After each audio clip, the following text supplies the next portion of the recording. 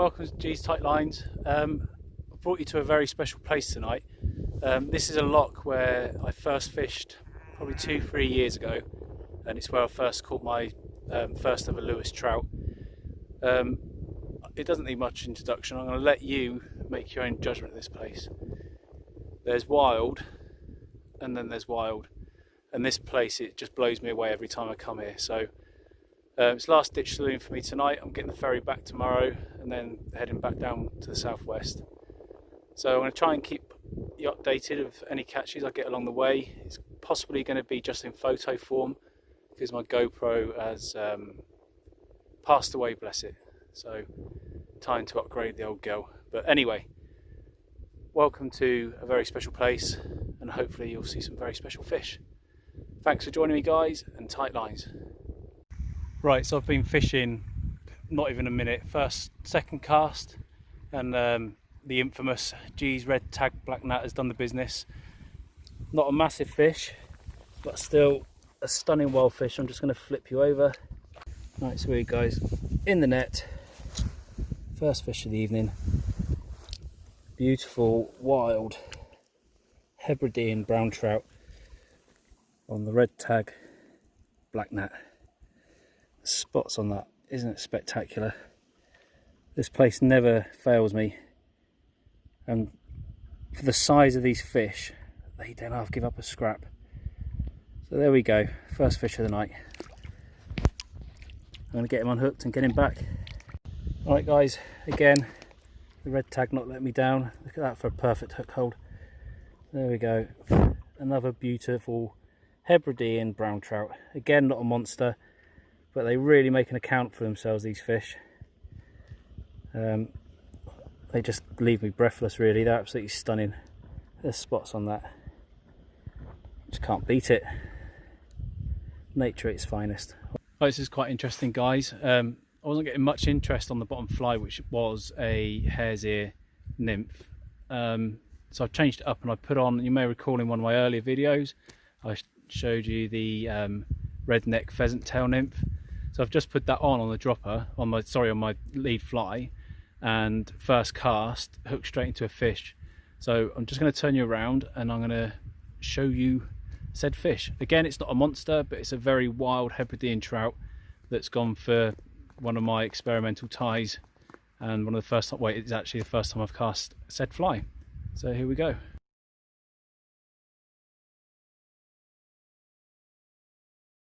Okay, and didn't he want it as well? It says the redneck. I'm going to have to get the forceps out to get this one. But again, another cracking fish. And this is where I'm fishing, guys. There seems to be quite a concentration of fish in this bay. There's a slow running stream just there that feeds down from the loch higher up.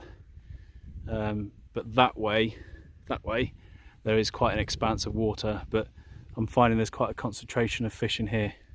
So why move if the fish are there, I believe. Moved up from where I was a minute ago and caught that last one on the redneck pheasant tail nymph, and I've literally moved 30 foot up. I saw a fish rising just off the edge of this reed bed.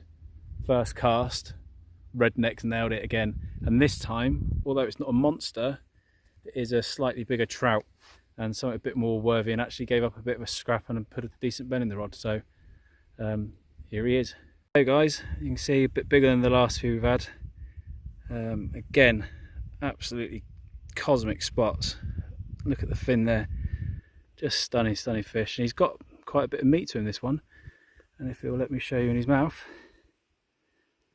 there's the red tail, redneck, sorry. Right, let's get him back. Beautiful little fish.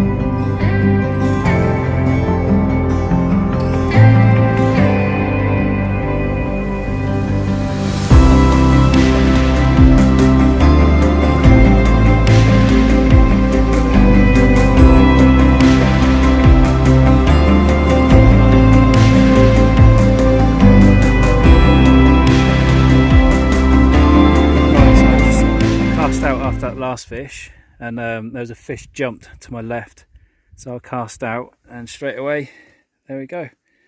And again, that is on G's red tag black gnat. So 2 of my ties now proving very successful up here in the Hebrides. Perfect conditions. Whoa.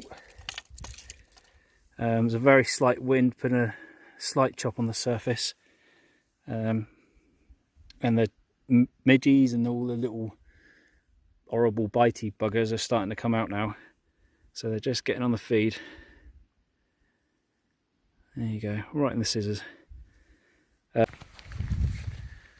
Right guys, unfortunately it's been a case of the hunters become the hunted and the midges are out, and Brainache here left his bloody midgie net in the car. It's getting to the point of being to unbear it. I was thinking, sod it, I'll carry on fishing, it's my last night, but actually I can't. So I'm going to head back. I've got probably a 20-minute walk back to the car, and see how eating I get in the process. Alright guys, thanks for joining me. Hopefully you've enjoyed that as much as I have. Great night's fishing and a great note to finish on. So if you ever get the opportunity to come up to Lewis and Harris, take it, because it is a magnificent place. It offers the fly fisher some amazing opportunities, as well as sea angling, fishing for sea trout, salmon, wild brown trout. In my opinion, in the places I get the opportunities to go to, it can't be beaten for beauty, for wildness, and just the opportunities for game fishing. Alright guys, thanks for joining me. Tight lines, and good luck out there, and hopefully see you on the bank sometime. All the best.